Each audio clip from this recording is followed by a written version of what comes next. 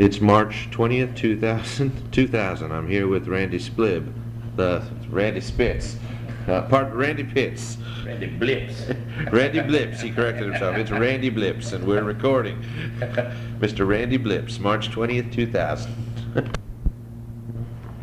What's the first thing on there you recognize in this rounder list? Did you know the Pegram record when it came out? Did No. it make any impact at all? Or? No. I wasn't really a big fan of the pre-bluegrass, old-time stuff until much later in the game. Except I was aware of the songs and tunes that became commercial, stuff that Grandpa Jones and Wilma Lee and Stoney Cooper and people like that did, because kind of grew up with it. My folks listened to the Grand Ole Opry and stuff like that, but I certainly didn't seek it out. Right. The first thing I recognized Joe Val. Joe Val's a very big deal in bluegrass, and Watched it just because it was playing, or for other? one of the best high tenor singers, and he's also one of the first guys that I know of that's highly regarded by everybody that didn't grow up in the tradition. I think he's an Italian. His background, I don't think, maybe his folks were immigrants, I'm not sure. He was a typewriter repairman. But I saw him in California near the end of his life, and he's as good a tenor singer as there is in the business. And I guess I've always just assumed pretty much that the really good ones invariably grew up with it. Joe Val obviously did.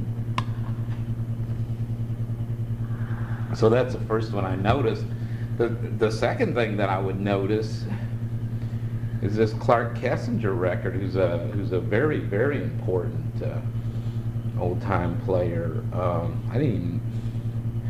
I guess I didn't know or forgot that Rounder had a Clark Kessinger album in their catalog, and I wonder why they haven't reissued it.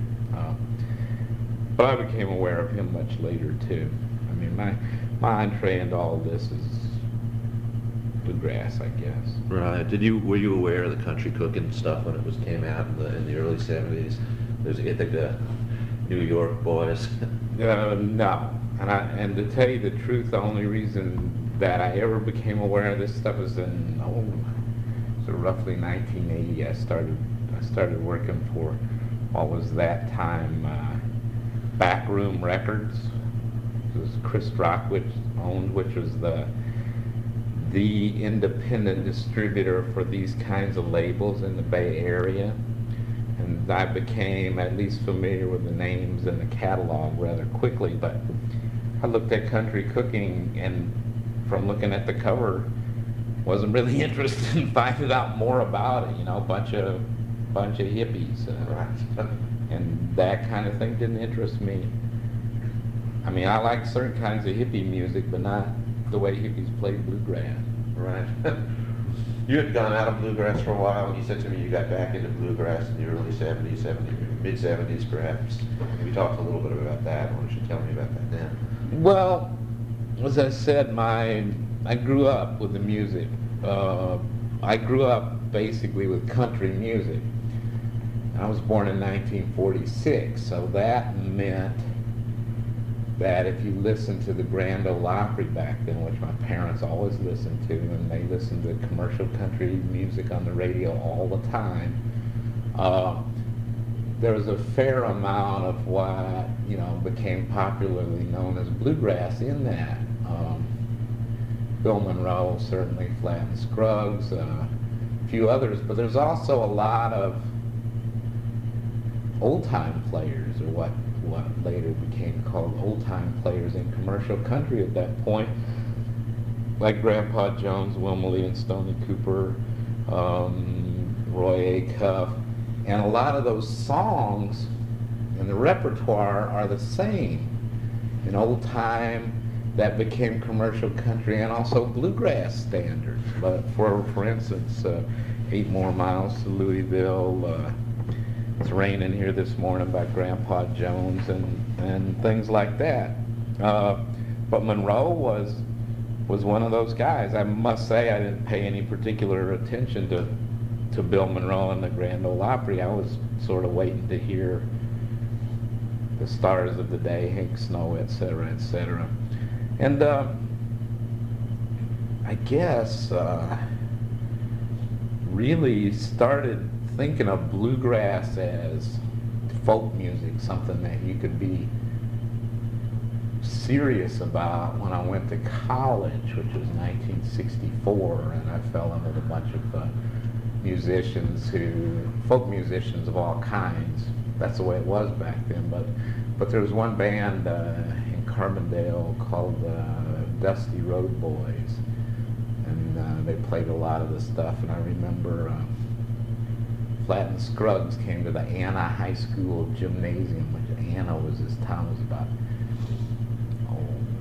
30 miles maybe from Carbondale, and a whole bunch of people piled in the car and went down there to see them. I didn't go for whatever reason, and I wish I had because I missed my only chance really to see them live.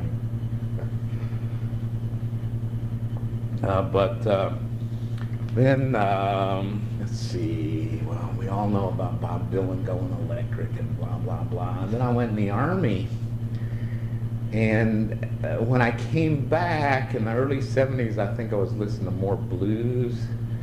Really popular music at that point had kind of left me behind. The more psychedelic it got, the less interested I got, and the more it was, covered with the trappings of, I couldn't get into the tragic consequences of Jim Morrison drugging and drinking himself to death and so forth. And a friend of mine had Rounder 44, J.D. Crowe in the New South, and I think that was a seminal record for a lot of people for a lot of different reasons. It really synthesized a lot of things that to me, that record really symbolizes the resurgence of interest in bluegrass, and a lot of people started playing or started listening to bluegrass because of that record. Tony Rice's guitar playing and singing probably tops among them. It's not markedly different than what J.D. Crowe had done before or has done since, except that just seemed to be the pinnacle of achievement, it's the most fully realized Crowe record, and it was a great band. Ricky Skaggs on mandolin and vocals, Tony Rice guitar and vocals, and he had this most beautiful baritone voice back then. And the three-part harmonies with those two and Crowe were remarkable. Bobby Sloan playing bass and fiddle, I believe. And Jerry Douglas was on that record, although I don't think he was an accredited member of the band at that point. He did become later. I think they may have made one more record with that lineup, but that's really the one. That's one of the really important bluegrass records, and certainly the second wave. Is that something that's come about, a view that's come about only in retrospect, or do you think at the time were people digging it kind of widely and commenting on it? I gave it to my sister and brother-in-law for Christmas, and they wore their copy out. They started going to bluegrass festivals. Innumerable people have told me they started playing or came back to bluegrass because of that record, and everybody knows. I mean, Laurie Lewis, who's roughly in my age group anyway, said the same thing, and I mean, if I thought about it, I could probably. I think this is a generally held view. And I think probably the sales would reflect it if you asked the rounders. One of the things that Marion Lee Levy thinks was important about that record was that the repertoire was broad. It involved folk revival songs and Gordon Lightfoot songs and Ian Steen and Sylvia songs. Although I looked at other records, and Country Gentlemen were doing more modern songs as well. Was there anything about? Absolutely. The Yeah, repertoire. Marion's right about that. And I'll tell you what I think the difference between the Country Gentleman and this record was, at least part of it, is that Tony sang the leads on a lot of them, and he has this really rich baritone voice that's really more accessible. The Country Gentlemen pitched their songs at a bluegrass pitch, which is higher, and even though they were more accessible than, certainly they're a very important band, but there's that. The vocals, the repertoire, certainly, folk songs that fit bluegrass, which Crows continue to do, and the fact that even the traditional stuff sounded modern in a sense. Yeah, it's true. Marion's right. I may eventually have gotten around to making that point myself, because it's true, and I remember thinking that. But they did Flat and Scruggs as well, and it's just a great album. And the suggestion in what you're saying, and in what Marion is saying, I guess, is that to get that broader audience, you refer to the vocals as not pitched as high and nasally, and so you're suggesting that you gotta kind of change the old ways, is what you're saying, really. And you get that broader audience and it comes in. Well, they did it, and it was certainly successful. I don't think any individual member of that band would have articulated that way, although maybe Crow, because he's a pretty savvy guy. I don't know if it was conscious. I wonder, because they certainly were never able to do it that successfully again. Right. But yeah, the choice of songs is really interesting, and it would be curious to talk to those guys and say who brought this song to the band, whatever, Right. you know. And the other thing about the album, which is really appealing in a strange way, is and this is true of bluegrass generally, but really true of the repertoire of that album, is there's this pervasive sense of melancholy that's, I think, maybe attractive to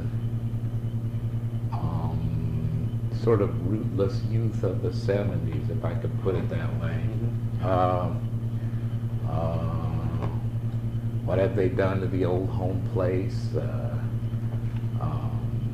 Things like that, and song about the hitchhiker, the Gordon Lightfoot song. It's all very melancholy repertoire, and that appealed to people my age and younger, obviously, back then. It's a great band.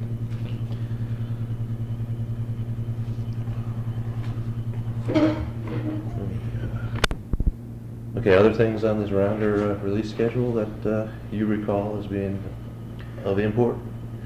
The Don Stover record, Things in Life. That's where the song came from that Laurie Lewis kind of popularized.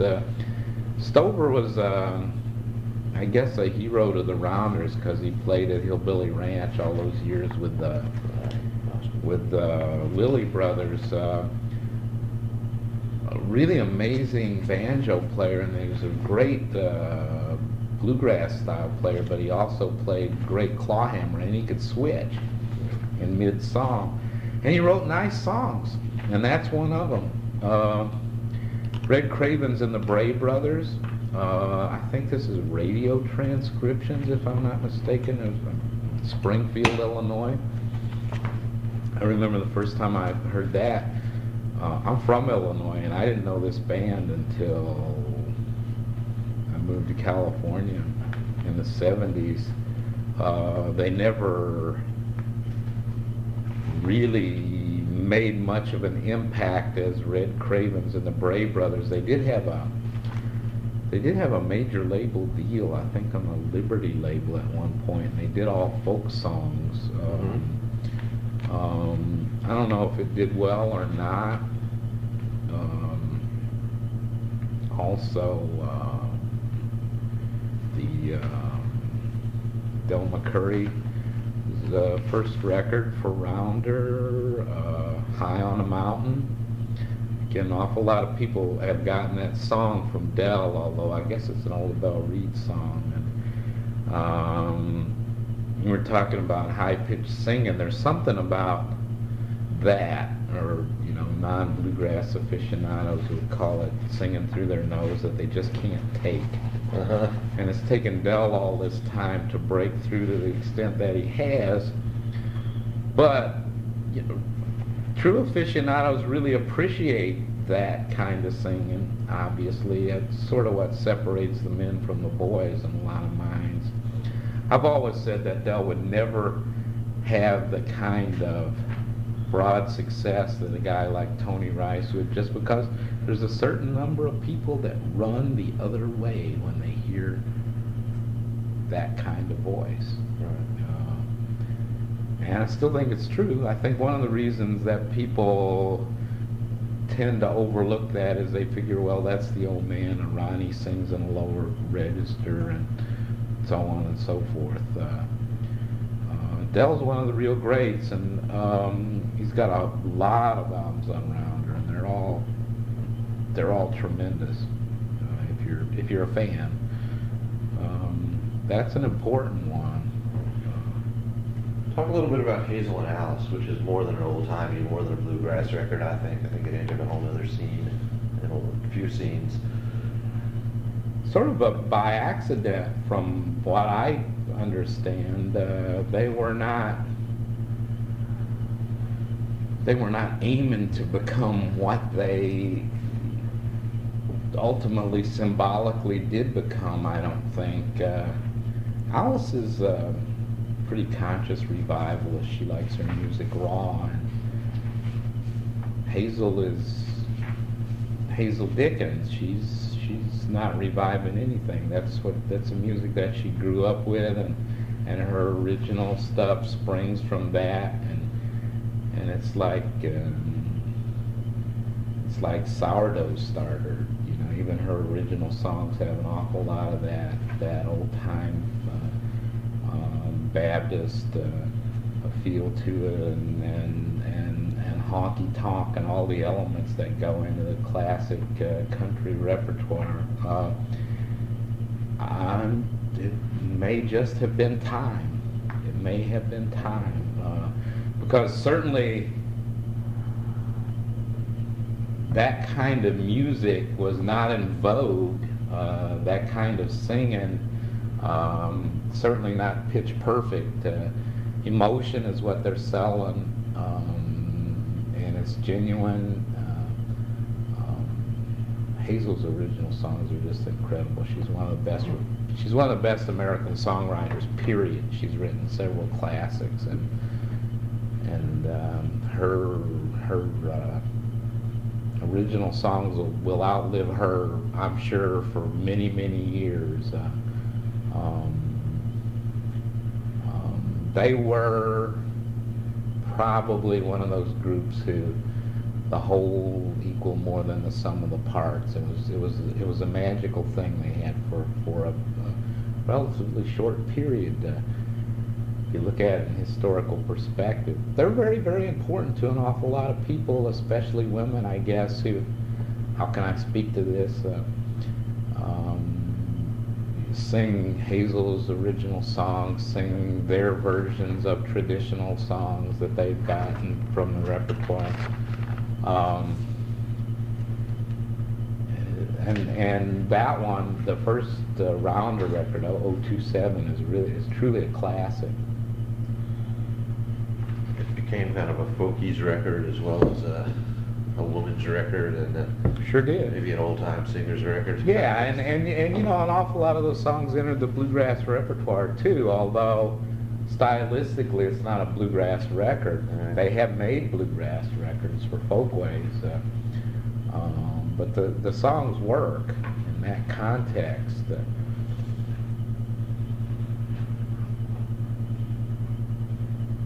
Did you ever Rounder did early on, they did this early years of bluegrass series. I don't know when you might have, or if you're aware of that series. Do you have any recollections? Oh, yeah, I've got all of them. Here's Volume 1 and Volume 2 is described there by Morthland. Maybe you can look through that. Who were some of those guys they were putting out in that series? And where were they in the 70s? Where were those recordings in the 70s at the time Rounder released them, if anywhere? That's really what I want. The one in the series that I'm most aware of, and it's because of Chris, really, Chris, your girlfriend? my significant other, who's a bluegrass mandolin player, is Connie and Babe. Uh-huh.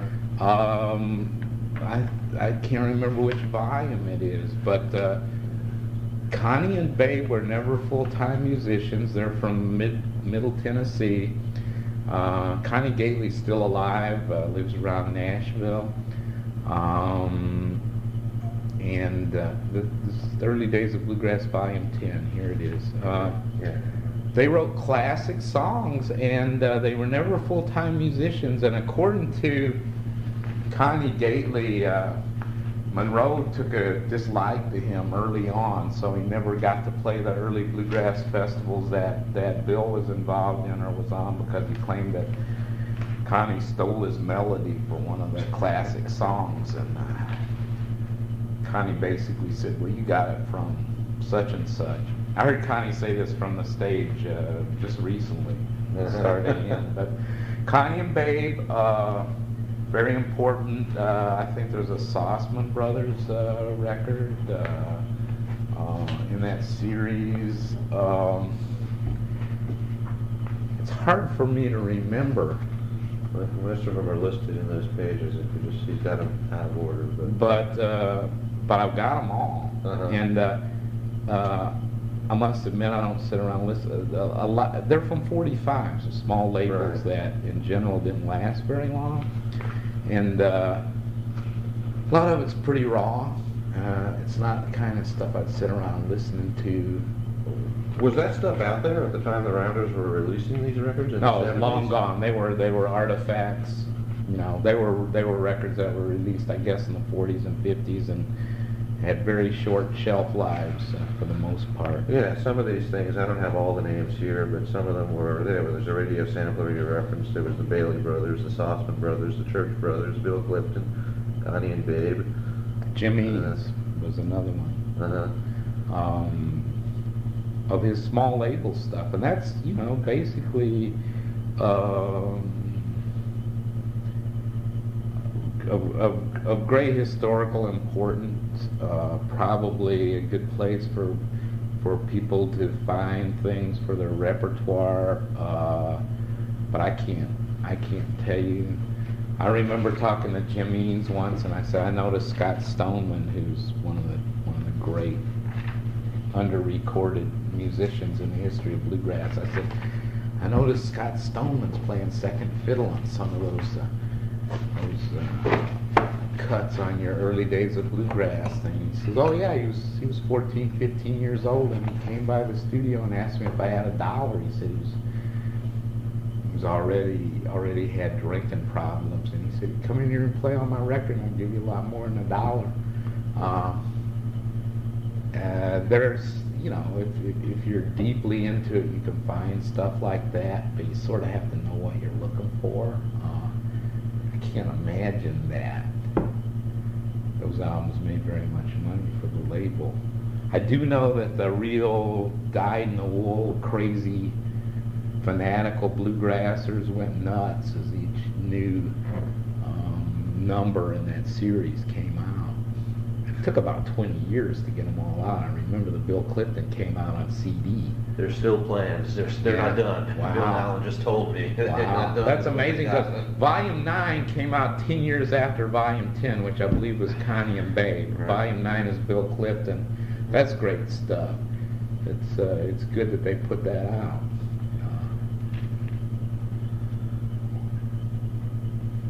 Were you familiar from your youth with some of the old-time singers like E.C. Ball and his wife? For those things that you knew about before Rounder released them?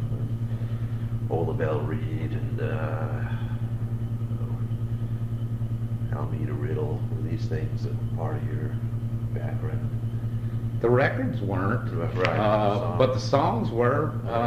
My grandmother on my mother's side sang a lot Mhm. when she worked, and she was a Southern Baptist. She sang a lot of the old hymns. She had a very powerful voice, and she came to live with us when I was at a very impressionable age, and I can name some of the songs that she used to sing, and I always just thought the source was all the same, you know, my grandma, and that's from like really well-known traditional English ballads that have become Appalachian sort of standards, like Fair Ellender and Lord Thomas, Barbara Ellen, or Barbara Allen rather, and other things. Sinful to Flirt, which also goes under the name White Rose, and the Stonemans recorded in 1928. And I wonder where my grandma learned it, and we'll never know if she learned it, you know, in the oral tradition, or if she learned it from a record, because I don't think they had a record player. My mother's family was very, very poor. She also sang Tramp on the Street, which is a hit for Molly O'Day in the 40s. She sang Turn the Radio On. I knew a lot of those songs, and a lot of the songs that those people that you mentioned did, but mostly I recognize the songs that my grandma sang through the repertoire of Molly O'Day, Wilma Lee, and Stoney Cooper, maybe E.C. and Orna Ball, although I'm not as familiar with their work. I certainly am now, because it certainly strikes a chord in me whenever I hear that stuff. I know where it came from. Right. What, I don't know if there's an answer to this, maybe it was just personal ambition, but when the Rounders started, County was putting out bluegrass records, and I guess Rebel was putting out bluegrass records. Aside from wanting to do it themselves, did the Rounders feel any need? Did they do something different? They certainly became something different from those labels. Do you have any thought about what need they filled, or why they became something different? Maybe there's a common answer to those things. I think just from looking at the catalog, you could observe that they were much broader based from the outset than the other labels. If you do Country Cooking and Joe Val within a few numbers of one another, I mean, I think the tone was probably set. Also, their packaging made this was more modern, probably more professional than the other labels, which were, well, County started out largely, or all completely as a reissue Talk a label. little bit about those other labels, yeah, County and Rebel. What was their ethos and look? County, you say it was a reissue label mostly? County began as a reissue label, reissued old country, traditional pre-bluegrass string bands primarily, from really obscure people or people whose vogue had passed 40 years ago, like Frank Hutchison, to the Delmore Brothers, who were big stars in the 40s. And I think they moved slowly into bluegrass. Dave Freeman was a collector from New York who eventually settled in Virginia. Of course, I didn't know any of this back when I was buying the records. I just know that a lot of the records that I bought had Rounder on them. Uh-huh. And I know that Bill Nowlin has said that they consciously modeled their label after 3 other labels. County was one of those. Our Hooli was another, and Folkways. And I was probably familiar with Folkways before anybody else. Probably the early Country Gentleman records, something like that, because I had folky friends in college who were doing. Well, New Lost City Ramblers were a very important group in my college folk-and-oak friends, and from that, from playing string band music, some of them moved up to bluegrass, and the Country Gentlemen really probably did more to popularize bluegrass, the urban folkies than any band of, say, the 50s, early 60s. And I think they recorded simultaneously for Folkways and I believe it was Star Day, which is a more commercial label. Mike Seeger produced the early albums, and what they were noted for really was inventive arrangements of traditional material, and eventually their repertoire became very wide-ranging, and I think got silly at the end. They were doing things like the theme from Exodus in the bluegrass style, members of that band eventually became seldom seen, and they ended up doing Chim Chim Cheree and crap like that. But they were very, very important, the country gentlemen in the early days of bluegrass, and they've been around for say 50 years now, and they're on Rebel, which, as I understand, but Dick Freeland started that label and sold it to Freeman, and I guess he took Rebel as his own label to record new bands when Sugar Hill split off.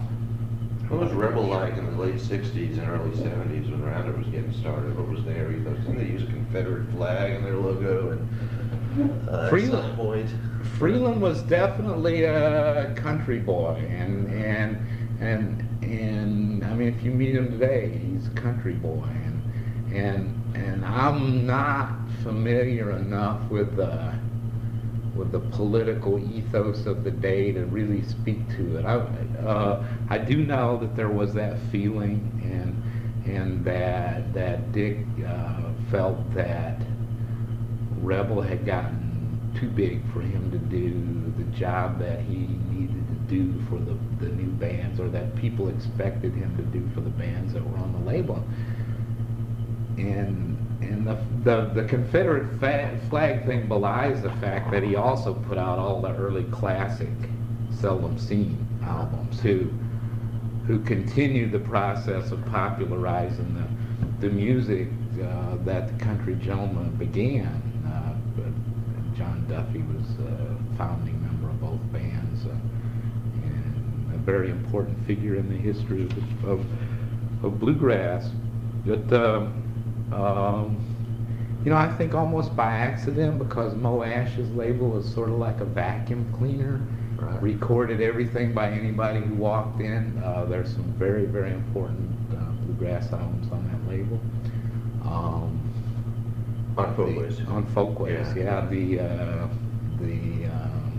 Frank Wakefield and Red Allen record that David Grisman produced when I think he was still a teenager. Those early country gentleman records that I mentioned. A few others. Those are the main ones. And our Hooli didn't have any bluegrass albums in its catalog, because Strockwitz hates bluegrass for whatever reason. And I'm not sure I could articulate it. His prejudices are strong, and I think to this day he's yet to put out a strictly bluegrass record, although a couple of Rose Mannix records with Vern Williams Band, but he put them out because they're gospel by Rose Mannix, not because they're bluegrass records. Another thing the Rounders, I think is kind of seminal in their label's history, which is bluegrass tangential, perhaps, is this whole new acoustic music scene, which came about after you started listening to bluegrass again by your own chronology, late 70s, mid to late 70s, on into the early 80s. Were you aware of that when it started changing, when dog music was coming to the forefront, and Bela Fleck and Newgrass Revival, and the whole, what you know what I'm referring to? Yeah, right after I got out of the Army, I remember going to an assembly at the SIU in Carbondale. It was the Newgrass Revival, and I remember they were doing Great Balls of Fire. What year is this? Oh, early 70s, Okay. early 70s, maybe Okay. 71, 72, maybe Right. that early. And it was the first, as far as I can remember, the first edition of the band, and that was pretty daring stuff. Um, they were a very important band in the development of something. It's difficult for me to say they're an important band in the development of bluegrass because I really don't think it was bluegrass at that point. It was Okay. something else. It was a wide-ranging repertoire of all kinds of rock songs, played on bluegrass instruments, but with a rock and roll attitude. Um, I remember the black students who always sat by themselves at assembly and SIU really getting into their version of Great Balls of Fire.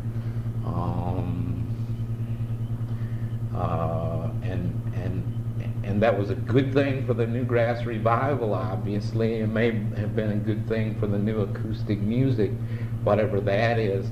They've been trying to define this stuff, and I really don't think it's anything more than, as I said, your average hippie music lover in the middle late '60s who was reading Sing Out was equally attuned to acoustic blues because there was a big revival of that and bluegrass, and there was a lot of crossover there. And while obviously the rural southeastern musicians didn't mix and match, the college kids who were playing the stuff did, and so the repertoire started leaking into one another, and so on and so forth. And to some extent, bluegrass has always kind of been a play-it-yourself kind of music. It's something that you could afford to do. It was something that a college kid could do, and acoustic music is simpler and easier to produce, and I think all of these things had something to do with the revival. But I remember Rounder trying to find a name for it, and dog music kind of came out of the Grisman thing, which is, to my mind, sort of unfortunate. David's a great musician, but I'm not sure he's the pioneer that many give him credit for being. I think he's one of many. He may have been more successful because he's more musical. Who are some of the others? Tony Trischka, Richard Green, John Cowan is proven to, who's an early member of the Newgrass Revival, was really a soul singer in terms of his approach to singing. Russ Barenberg, Jerry Douglas, obviously, and even before that, Mike Aldridge. People are just adventurous. Bela Fleck is a good example. His early, strictly bluegrass albums for Rounder are beautiful. One of the best pure bluegrass players I've ever heard. And Did he get a lot of attention right off? yeah, he did from Pickers. He didn't sing, Yeah. but and before his solo albums, he was in this band called Tasty Licks with Jack Tottle, and they made one album with Pat Enright. He's a great vocalist who I knew from his West Coast days, just by reputation. He was in a band called Phantoms of the Opry. That album is great. It's out of print, I think, in every form. Like in the early 100s. I'm just curious. I think they made 3 records. Okay. Here's Baron.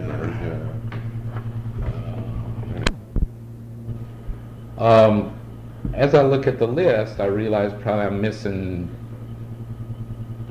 probably the 2 most influential and imitated instrumentalists in this period of the bluegrass music. And that's Clarence White, the guitar player who really made guitar a lead instrument. And Tony Rice was really following in his footsteps. He left bluegrass relatively early on, but he had returned to it when he was in a tragic accident. He certainly is You're referring to Clarence White? Clarence White's definitely the most important guitar player in the history of bluegrass. Tony functioned as a popularizer of the things that Clarence did first. Actually, a lot of the stuff that Clarence did came from Doc Watson. Clarence recorded long before there was a rounder, didn't he? He did. He made several classic albums on the West Coast, and had left bluegrass and was a rock musician, but returned to the bluegrass. And I believe all the rounder stuff is from live tapes. I don't think any of them are studio things. I don't think any of them were generated in the studio. And I know that Ken is trying to get Roland to agree, Roland White, Clarence's brother, who's also in the Kentucky Colonels, to release his stuff on CD. And Roland says he's not playing good on that stuff and he doesn't want to release it. Two things I would say to that. Roland, you were playing great back then. And the other is, that's not why these records are important. They're important because there isn't very much Clarence White out there, and people who haven't heard him need to hear him in full cry. And Scott Stoneman is on a lot of the records too, and Scott Stoneman's one of the great neglected geniuses of bluegrass. Very troubled, never had much of a solo career to speak of. Spent, I think, only like 6 months with the Kentucky Colonels. They reportedly were afraid of him because he was a serious alcoholic. But he is as imitated among fiddle players, progressive fiddle players, as Clarence White is among guitar players, or J.D. Crowe is among banjo players. Very, very important guy. I know Rounder at one point talked about doing a best of from all of his labels, and it never came to pass, but it should. Somebody should do it. Otherwise, his place in the history of the music is not going to be secure. As New Acoustic got more, well, ultimately, let's say it got jazzy, it got kind of even new agey, I'd say, and yet it seemed to have no home other than the bluegrass home in terms of bins and record stores and magazines that are going to look at it would be BU and maybe Pickett in the 70s. I know they looked at it. Was there ever a reaction against that? Like, why is this stuff here? Why am I reading about Tony Trishka's latest flights with horns? Do you aware of any bluegrass players just saying this stuff doesn't belong here? Why is it invading our festivals and our fields? Why am I listening to Bela play non-bluegrass or Tony Trischka? Well, that's the split that exists in bluegrass. It seems to exist in every field of traditional music, and that's the split. Why are these people at this festival? I've seen Tony Trischka at bluegrass festivals with keyboards and horns and so on and so forth. Some people reacted that way. More progressive-minded, I would guess they would represent themselves as more open-minded. People really liked it. Some of it worked, some of it didn't. But in fairness, and in the defense of Tony Trischka and people like that, they weren't the first people that did that.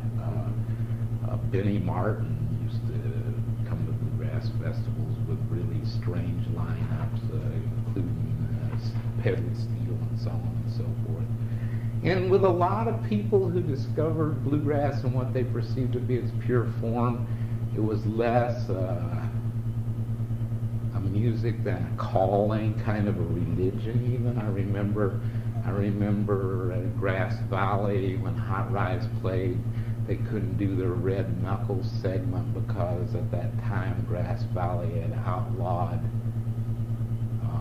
electric instruments, And that was and remains the biggest and most influential festival in California, which is a hotbed of bluegrass. So it's funny because the perception of people in the Southeast is that the bluegrass would be granola heads and folky dope songs, but in fact, a lot of the people in power are guardians of the culture.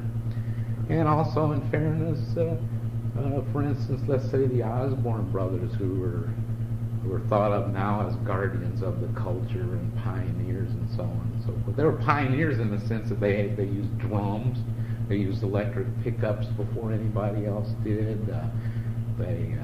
They toured with mainstream country acts, and that's one of the reasons they plugged in to the extent they did. They said nobody pays any attention to us on the bill with Merle Haggard and so on and so forth,